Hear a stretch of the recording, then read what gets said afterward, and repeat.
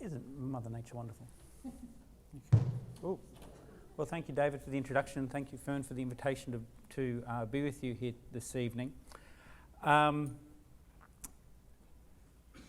lot of what I'm talking about tonight, I'm sure most of you already know. So it's meant to be a very informal sort of gathering this evening, but I think questions are at the end.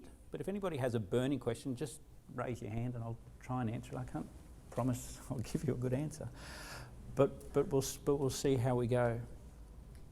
So can everyone hear, or do you need Greg?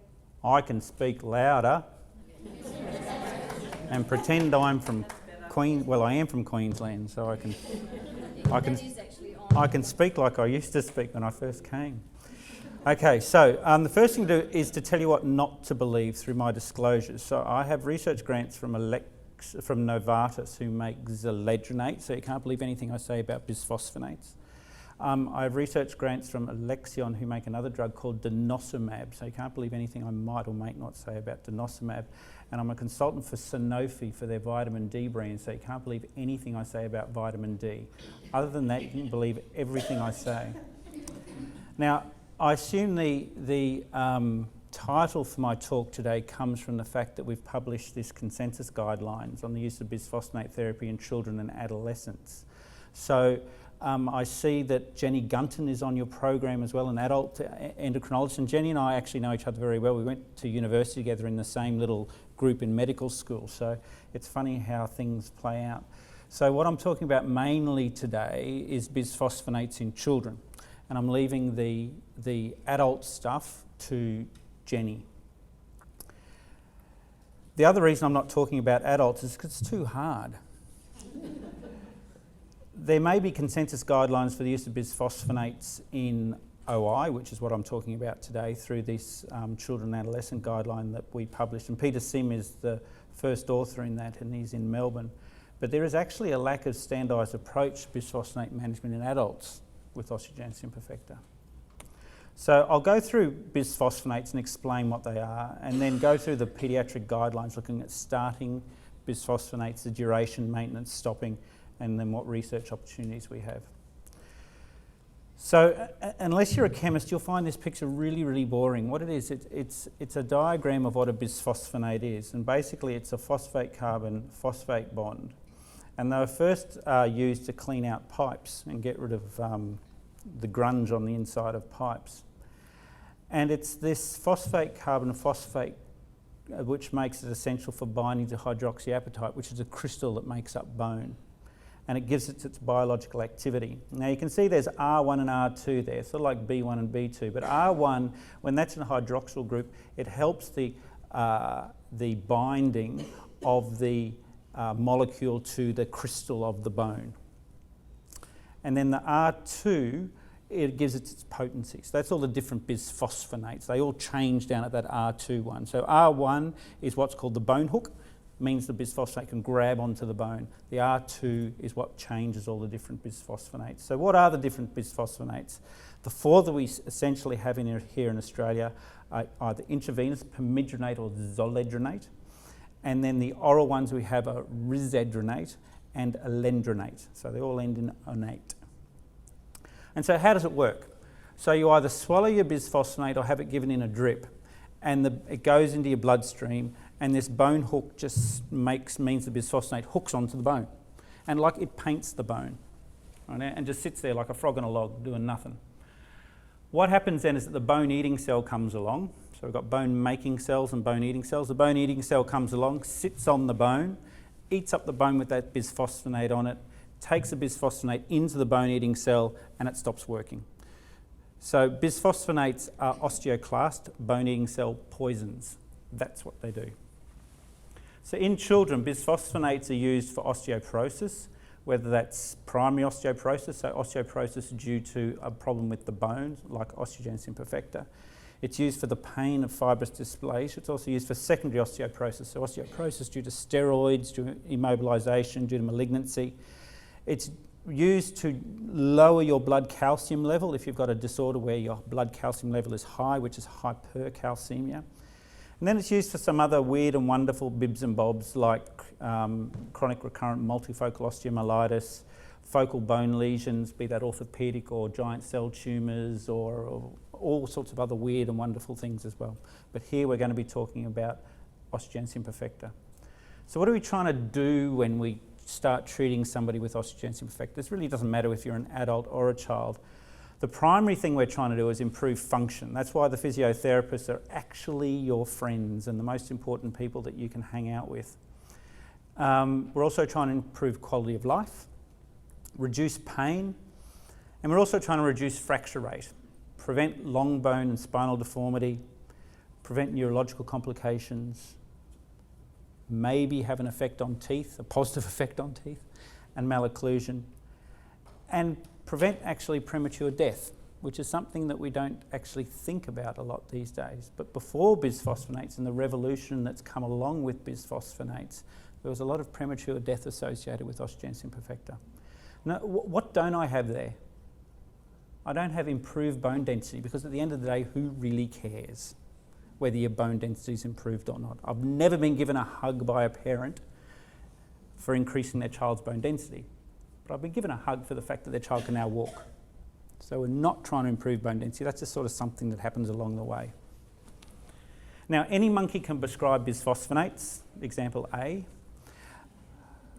It takes a team to build, to improve function in a child with osteogenesis imperfecta.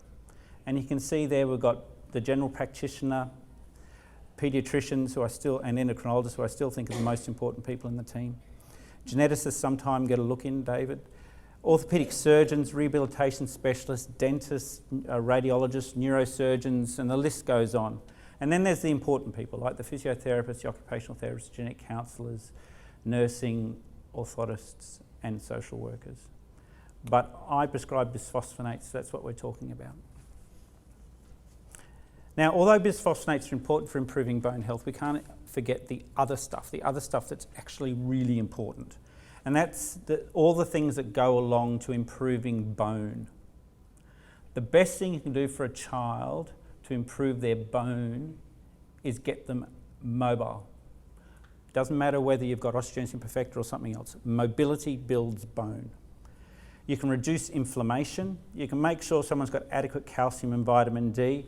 You can assure a child goes through puberty. So after exercise, the next most important thing is puberty. That's where I talk about boobs and balls and stuff, and everyone gets a little embarrassed, but there you go. You can make sure a child's not on too many medications that affect bone adversely.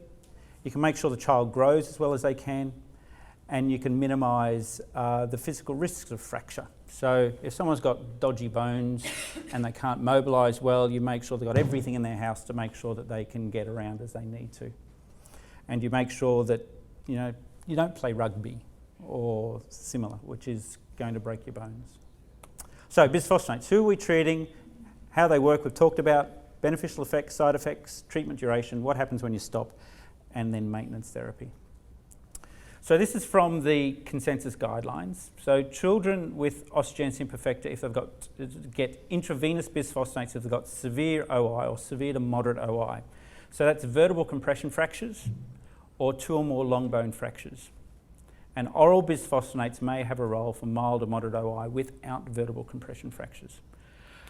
So how do bisphosphonates work in children? Bisphosphonates work much better in children than they do in adults. The good thing is about a drug is it first gets tried in a mouse and then it gets experimented on in adults and then it gets actually used in children. And that's where we are. We're now using it in children. Children's bones are different to adult bones because they do a thing called modelling. Modelling is where a bone grows and changes shape. So you don't have to be,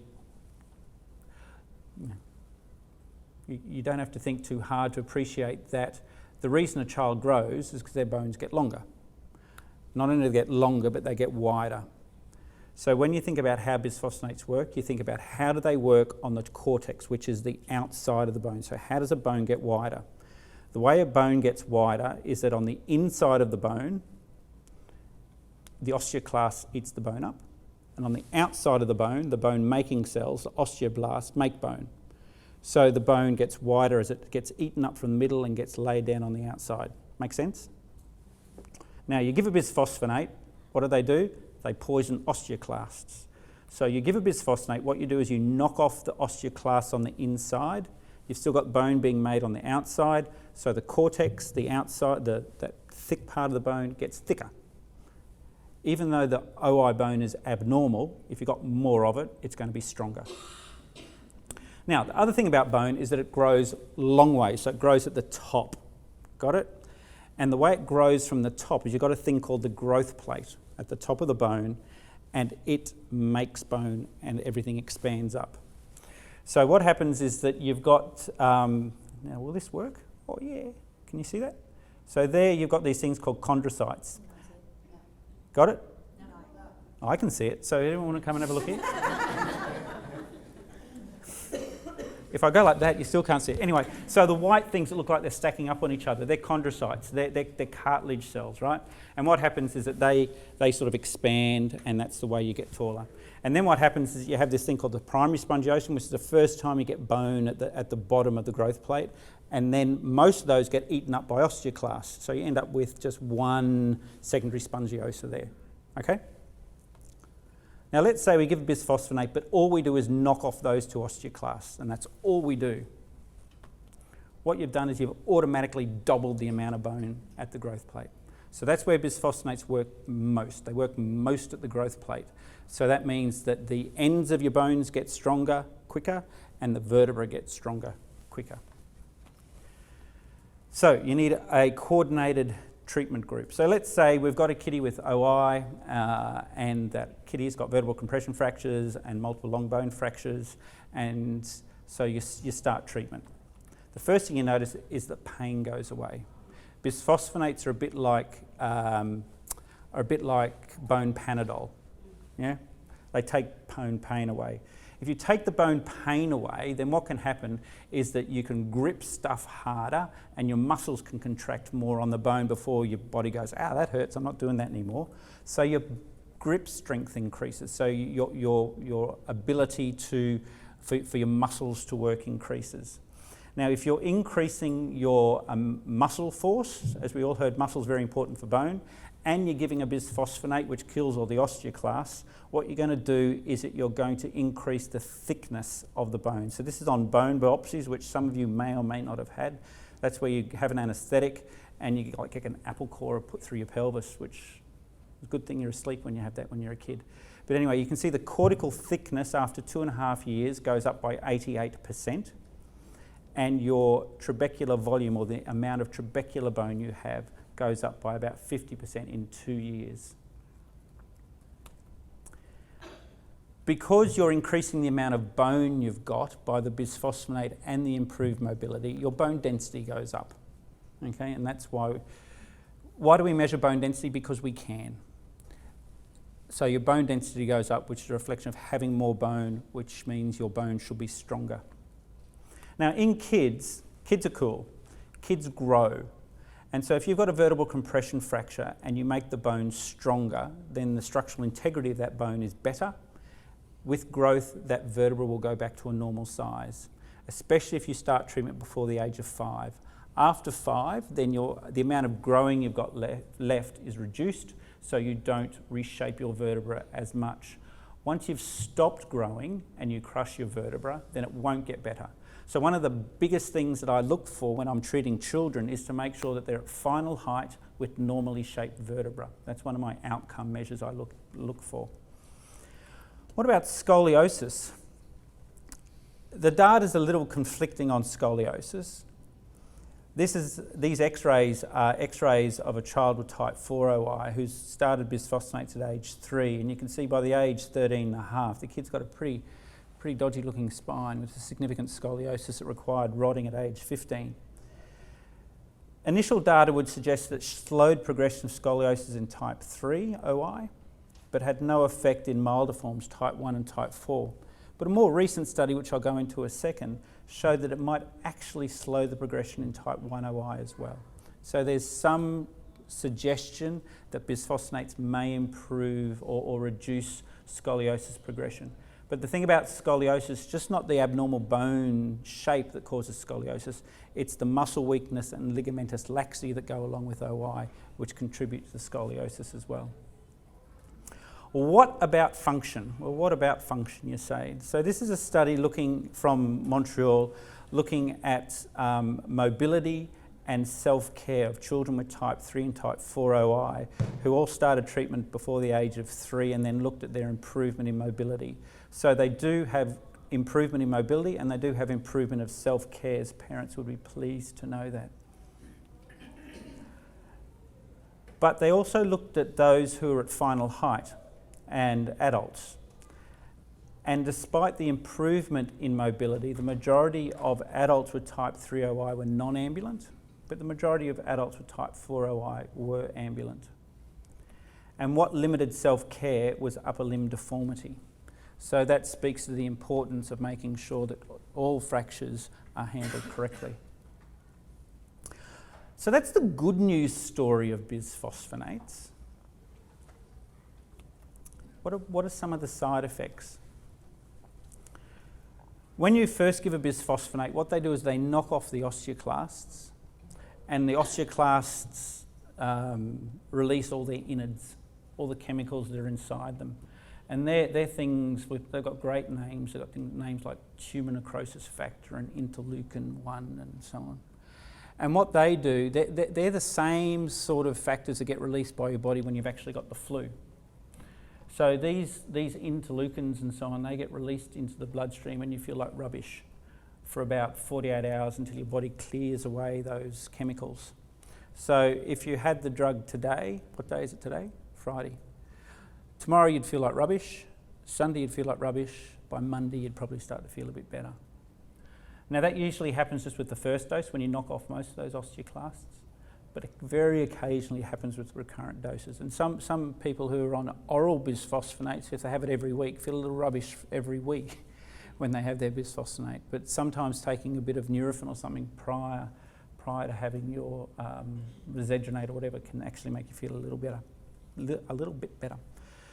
Low blood calcium levels can happen. Respiratory distress, there are reports of little babies who have bad lungs from birth who get a bisphosphonate and then they have that acute flu-like reaction on top of that and still feel poorly and actually end up going to ICU. So there are reports of that. You can reduce your bone turnover. So bone turnover is this thing where so adults make a new skeleton every sort of 7 to 10 years. It just keeps regenerating itself. A little bit gets eaten up, a little bit gets laid down all the time. It's sort of like a road crew on a bitumen road, sort of helping things out. Not only do you decrease bone being eaten up, you also decrease bone being made with bisphosphonates because the two things are linked. So you do decrease your bone turnover.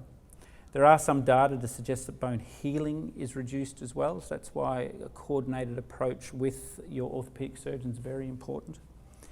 And you get these sclerotic lines or zebra lines when you give bisphosphonates to a growing child. And there are some data to suggest they might form what's called a stress riser, where you get a line between strong bone and weak bone, and that might increase your risk of fracture. Everybody's worried about osteonecrosis of the jaw. In children, that hasn't been seen associated with bisphosphonates, but we're well aware that children become adults. And if you're on bisphosphonates for a long time as a child leading into adult life, it can increase your risk of osteonecrosis of the jaw leading through. So it's very important to make sure that your teeth are well looked after throughout childhood, leading into adult life, and then you continue to see a dentist throughout life. Bisphosphonates cross the placenta and get taken up by the growing fetus. And there are reports of, in the literature, of pregnant women being given bisphosphonates either on purpose or accidentally. Thankfully, those babies have developed normally.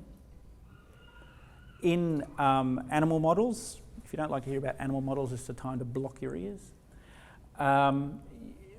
They've looked at giving pregnant rabbits bisphosphonates, and you have to give so much bisphosphonate to a pregnant rabbit, you actually kill the mother before you affect the pups.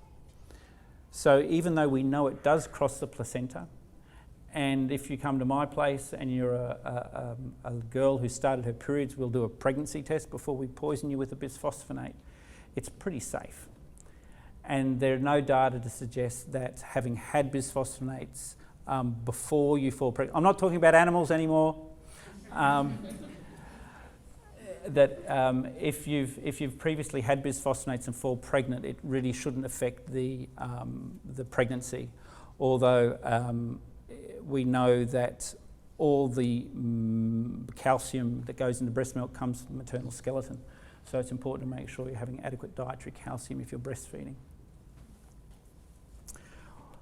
What about delayed healing? So delayed healing, the definition of that is where you still see the osteotomy or fracture line at 12 months. So this is just an example of delayed healing. This is a child who at 4.5 years of age had an osteotomy. Osteotomy is a trendy word for a surgeon go in and break bone, and then a rod put down. And so the child continued to have bisphosphonates, and 3 years later you can still see the fracture line there. And it was seen that delayed healing occurred in 51% of patients.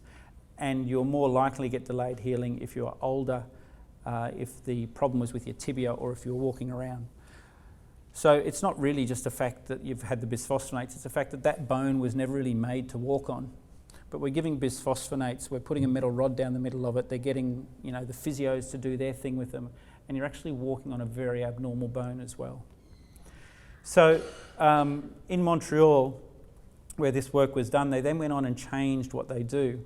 And so the old protocol was that there was no disruption to bisphosphonate treatment, you just continued on your merry way before you had your surgery.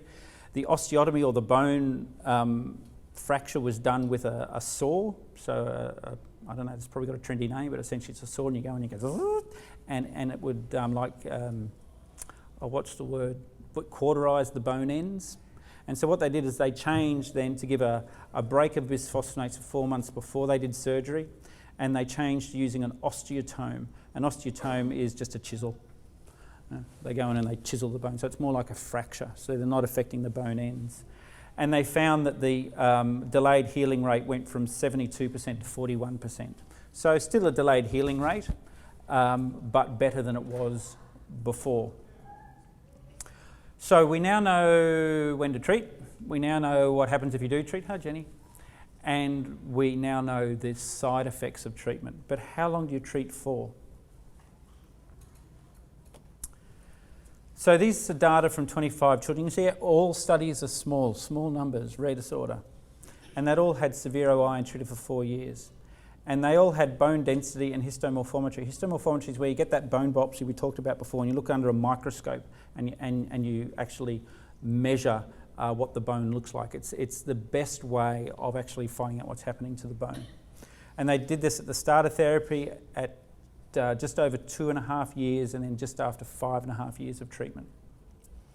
And what they saw, they had the greatest improvement in bone density, in cortical width or thickness, that trabecular bone volume within the first 3 years of treatment. So you get most bang for your buck in children in the first 3 years of treatment. And the best changes happened in type 1 OI, which isn't surprising because they're the children who are growing the best. So they're the children who are making the most bone as they grow. And we're taking advantage of that modelling that I talked about before when we treat children. So the more modelling you're doing, the more growing you're doing, the better your outcome will be. So if you get the best treatment after 3 years, because there really wasn't much improvement from 3 to 5 years in this group, maybe you should just stop, treat for 3 years and my work's done, on your way. So what happens when you do stop in children? This slide pretty much says it all, and this is where I'd love a pointer. But what I'll do, I'll go to each, it's all right, I'll go to each one. Ready? Yeah, I've got my 10,000 steps. Okay, so these are the zebra lines, right, that we're talking about, each dose. So this is the last time that kid had a dose of bisphosphonate. And this is all the bone that happened after they stopped, right? And in the vertebra, this is the last time the child had a bisphosphonate, and this is all the bone that's grown around that vertebra since they stopped.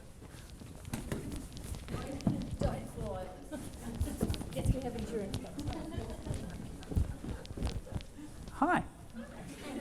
These are the zebra lines I was talking about, right? Each time the kid had a dose of bisphosphonate, that's where the growth plate was, and that's where you get a line of trabecular bone. This kid, 14-year-old male, pomiginate from 8 years to 12 years, and these are his x-rays at 17 years, right? This is the last time he had bisphosphonates.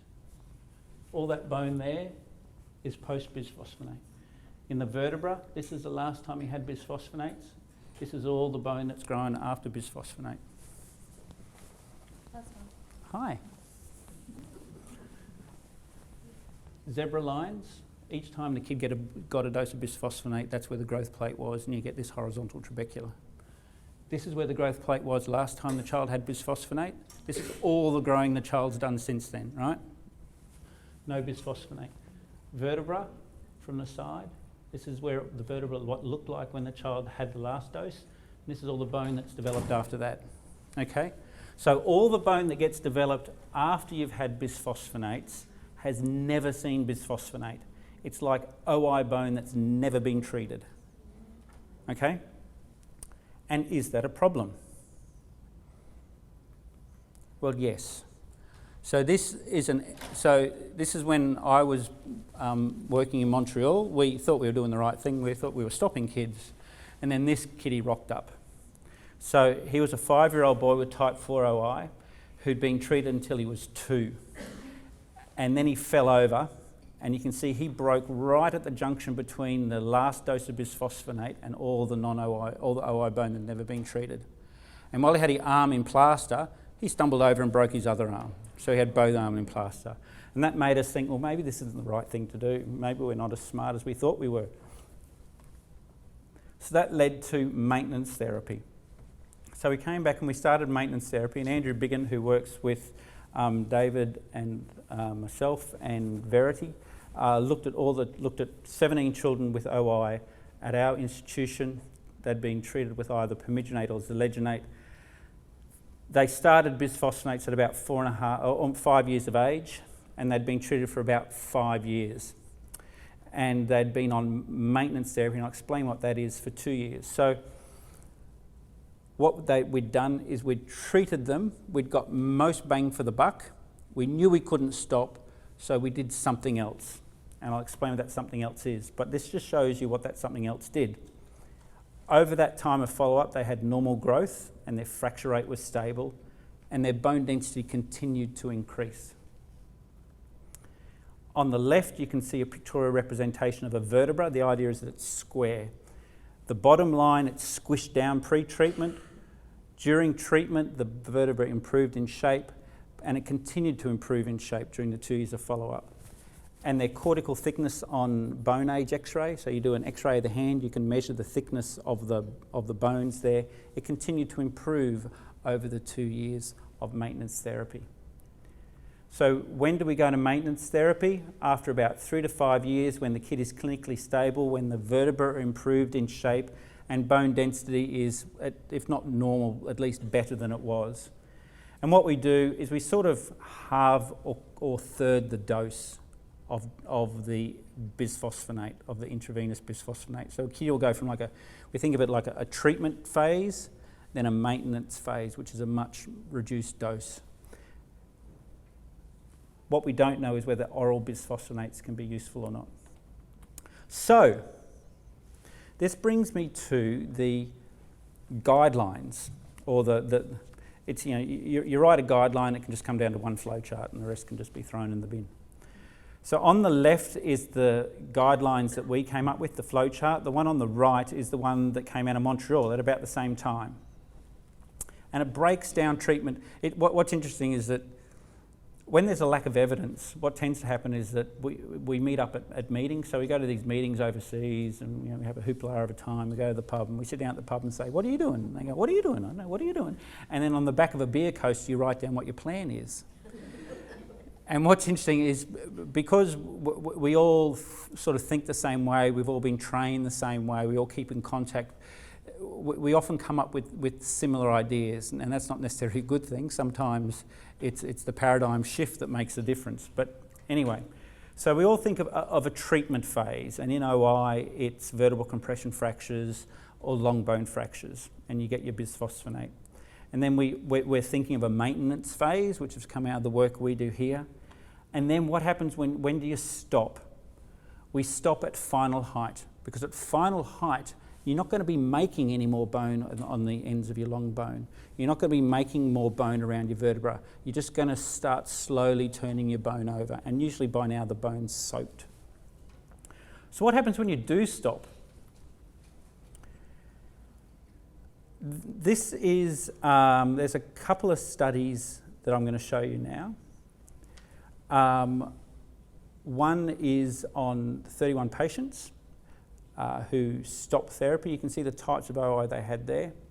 They had bisphosphonates. They all started before 13 years of age, and they had at least 2 years of treatment. So they stopped when they attained final height, somewhere between 13 and 20 years of age. What happens is the bone density was maintained over the 4 years of follow-up. So remember, they've stopped treatment, no more bisphosphonate. Bone density is the same.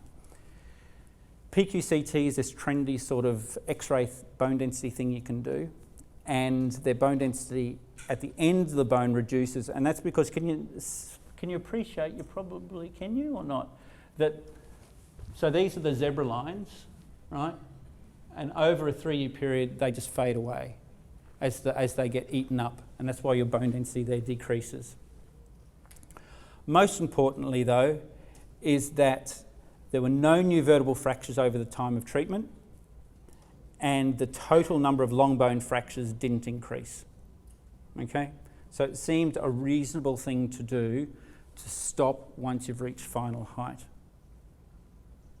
What about oral bisphosphonates in children? Is everybody still with me? Okay. Oral bisphosphonates in children. So there's been 2 good studies on this. Both of them are randomised controlled trials. So what a randomised controlled trial is where you either get the active drug or you get a sugar tablet, and you don't know what you're taking. It's double-blinded because you don't know what you're taking and I don't know what you're taking. So that's a double-blinded, randomised, placebo-controlled trial. And that's what both of these are.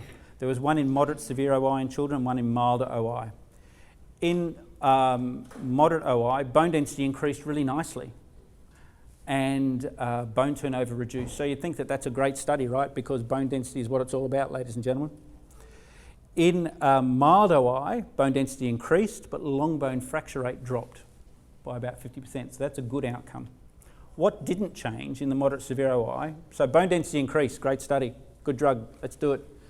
Fracture rate didn't improve, bone pain didn't improve, grip strength didn't improve, function didn't improve, the way the bone looked under the microscope didn't improve, cortical thickness didn't improve on the bone age x-rays, and vertebral shape didn't improve. So it was rubbish. So you don't give oral bisphosphonates to children with moderate to severe OI. What didn't improve in mild OI was pain, quality of life, or vertebral fracture rate. So when do you use oral bisphosphonates? They may have a role in children with mild OI without vertebral compression fracture because it reduces long bone fracture rate, and that's when we use it. So, what can we say about bisphosphonates in OI? A systematic review is when what you do is that you go and you look at all the literature that's published about something, yeah? And you get all the results and you pool them together. And because OI is rare, this study might have 20, this study might have 20 people, this study might have 20, this study might have 20.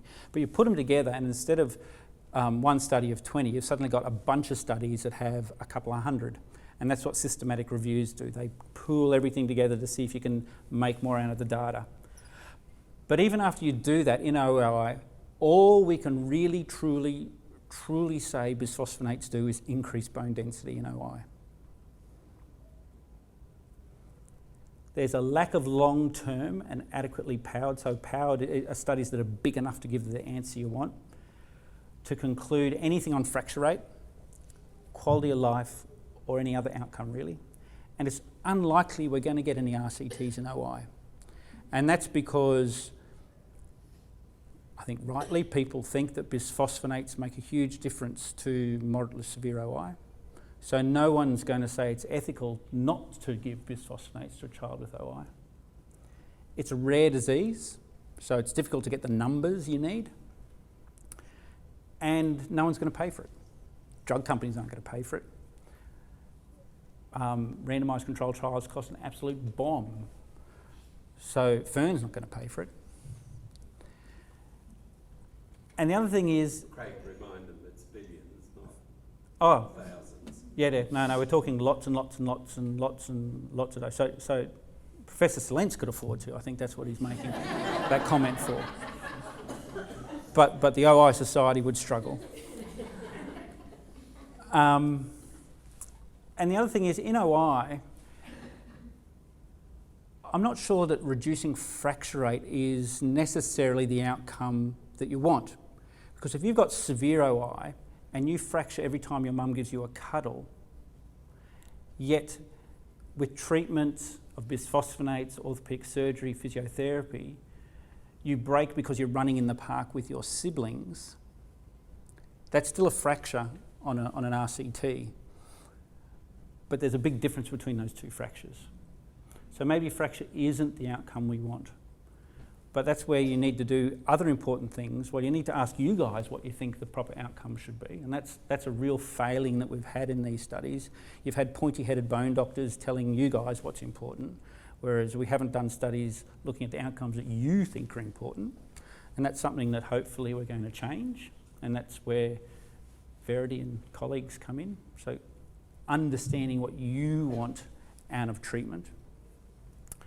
And I forgot what I was going to say then, because that's so profound. There's nothing else to say. But the other way you can do it, though, is that you try and just get everybody together. And instead of trying to just do a systematic review of studies that have been done, what you do is you just get a whole bunch of your mates together and you just collect the same data, clinical data. And that's what this is. This consortium in the States have done that. And they've looked at over 466 people with OI. But at the end of the day, what can they say? Is that IV bisphosphonates are better than oral bisphosphonates at increasing bone density. So even in these bigger studies where you collaborate everything together, you just need more. You just need more people to collaborate with that. So that's something that as a group we can do together, working together to do that. What they did do, they had the biggest numbers they had there were people with type 1 OI, 50% who were treated, and they said bisphosphonates were associated with a reduction in fracture probability, and a fracture number, a reduction in scoliosis, and improved mobility. So if you do get enough numbers of patients, you can start to do these, find out these details. So intravenous bisphosphonates remain the primary medical treatment in the medium term for children and adults with moderately severe OI. Oral bisphosphonates in children may have a role in milder OI without vertebral compression fractures. And what are the areas for research? Well, Jenny Gunton tomorrow will talk about bisphosphonates in adults, but an area for research is what is the optimal use of bisphosphonates in adults? What's the best maintenance therapy in children? What's the role of oral bisphosphonates? And we need to further define the benefits of bisphosphonates beyond bone density. And what about combination therapy? So what's combination therapy, I hear you say? If bone gets stronger by making more bone, how can we make more bone? So bisphosphonates stop bone being eaten up, but how do we make the body make more bone? Exercise it. Make sure the kiddie goes through puberty. But now there's all these other trendy drugs as well, which might actually be stimulating for bone or anabolic. Jenny might talk about parathyroid hormone tomorrow, which can be used in adults, but isn't used in children. But there's other drugs coming along, like anti-sclerostin antibody, or we're giving growth hormone to OI rats at the moment in our lab to see what benefit that might have when combined with bisphosphonates. And then there's gene therapy, the holy grail.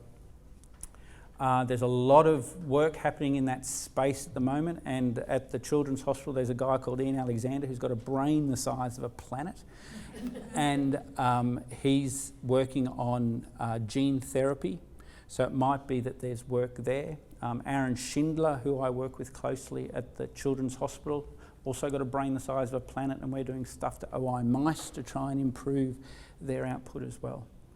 And this is my final slide. If your name's not on this slide, you should feel unlucky. But what it goes to show is the amazing group of people I have the privilege of working with at the Children's Hospital in Sydney. Not just at the hospital, but also Macquarie University with Verity and Kelly. And the last two people on the slide, Chris Cowell and David Slentz, they were the people silly enough to employ me 15 years ago. And so I thank them for that mistake. And then people who I collaborate with both in Australia and overseas. And that's all I have to say. Thank you.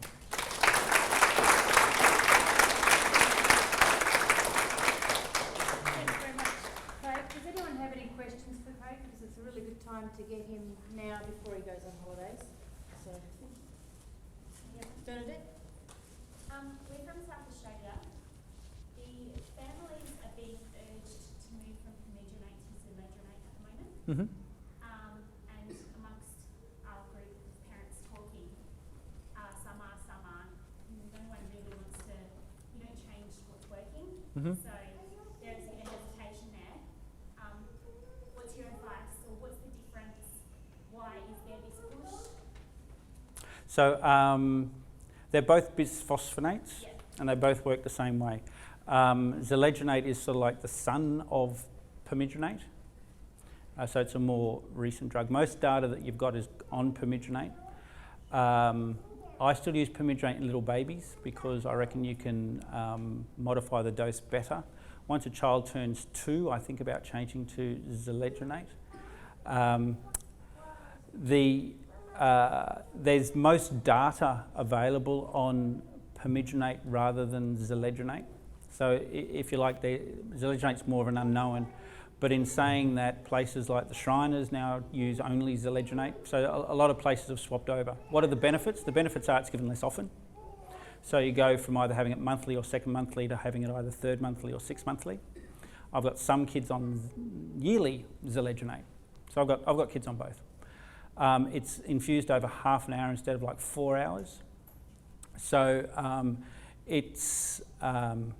there's the cost, there's the benefit for you as a family, not going in as often, and on a grander scale, there's a benefit to the health system for you having to go in less often and have more time in there.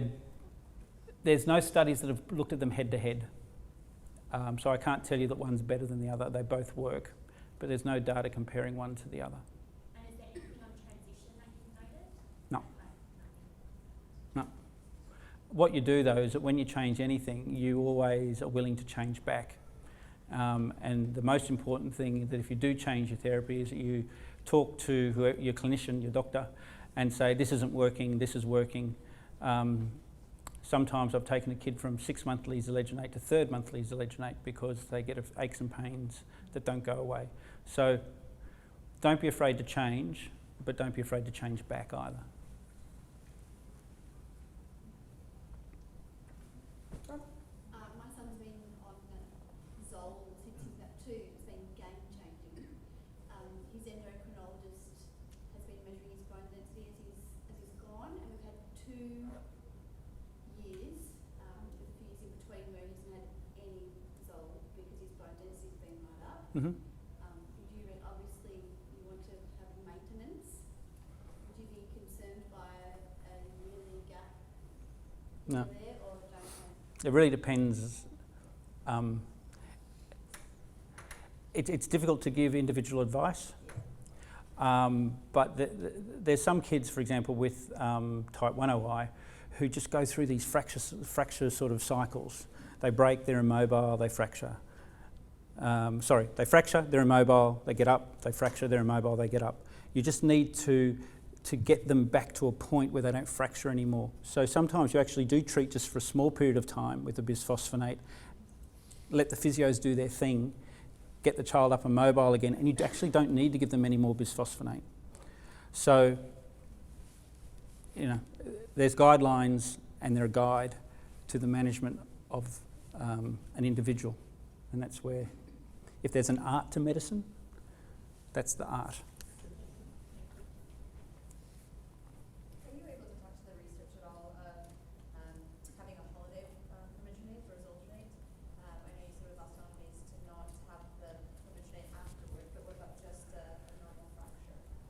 So this is where working closely with the orthopaedic surgeon comes in handy.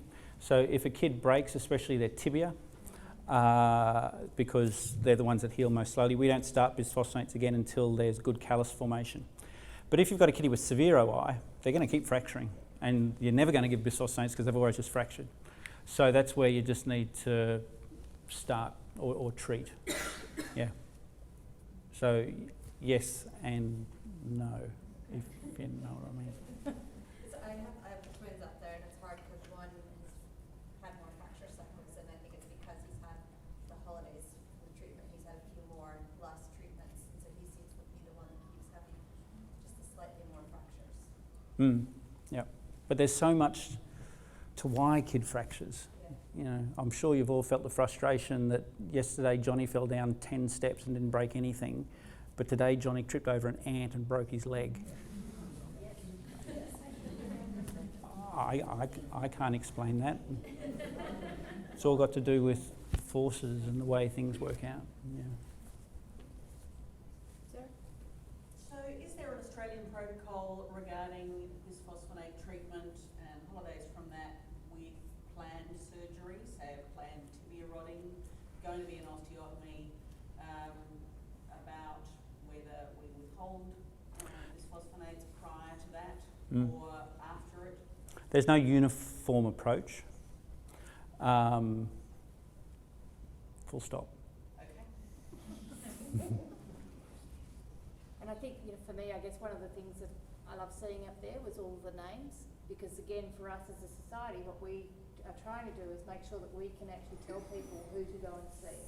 And the key thing for us is to making sure that, you know, we do know who are the key endocrinologists that are interested in bones and the like at each of the hospitals, and able to direct people to the correct area. One of the next 6 things we need to do is when you've got your bone group now, is actually working with them to actually get some guidelines out to the GPs and everyone, so that they know what to look for in kids that present with fractures, because there's many that aren't diagnosed. So, yeah. Ian. I was interested that you noted the upper arm factor as being important to the person's mobility and self-care. And I mean, this is something that I've been particularly interested in because there was such an emphasis on getting people with OI standing and what have you. But my real question relates to hearing. Is there any indication of treatment of bisphosphonates that has affected or has been noted in the impact on hearing? I just simply say this because hearing loss is and was my biggest disability until I got a cochlear implant. I might add to that, some of the literature in the American stuff, American organisations seem to be against cochlear implantation, which I find bizarre, because as you age, and I just turned 70, if you have the propensity to lose hearing, then it just simply gradually works to a point where you virtually don't hear anything. That's where I was at. But go back, it is an important issue. Is there any figures being aggregated about the impact of bisphosphonates on hearing? Not that I know of. Do you know anything, David? No, but you should ask Dr. Hal tomorrow. Yeah. Jenny Hal tomorrow, because the Danes and all the Nordic countries, they have big data. This is minuscule data, but it'll be interesting to see what big data shows. But what I said earlier is one of our challenges is if there are 26 individual, genetic bases, then it's easy to make conclusions about OI type 1, but nothing else, because there are 19 different genetic mutations that result in OI type 3, and there are other disorders still being researched. So the groups we're looking at are not homogeneous except for OI type 1. It's only big enough to know what you're dealing with. And you can then draw some conclusions about hearing, because there has been interventions and there has been studies looking with bisphosphonates in those diseases in OI type 1. From Denmark. From Denmark. Ivo the bun has got a lot to explain. Yeah. No, nothing to do with Ivo. But they give you brain cancer? No. Any other questions? Yep. Has there been any research into, particularly in adults, bisphosphonate treatment and peptides like growth hormone, boosting hormones? Yeah. So there's some data in children who were given growth hormone, and it, not surprisingly, it worked best in children who could grow. So type 1 OI didn't have any real effect on the more severe OIs, and giving growth hormone without giving a bisphosphonate might actually be detrimental, because you've already got a high bone turnover disorder, and growth hormone increases your bone turnover. But it is an exciting possibility of using growth hormone for another indication, and that's why we're at the moment trying to cure OI mice with growth hormone and bisphosphonates. In adults, growth hormone doesn't really improve bone mass in adults without OI, so I wouldn't necessarily be giving it to adults with OI. Okay, we might wrap up there. Thank you very much. Thank you.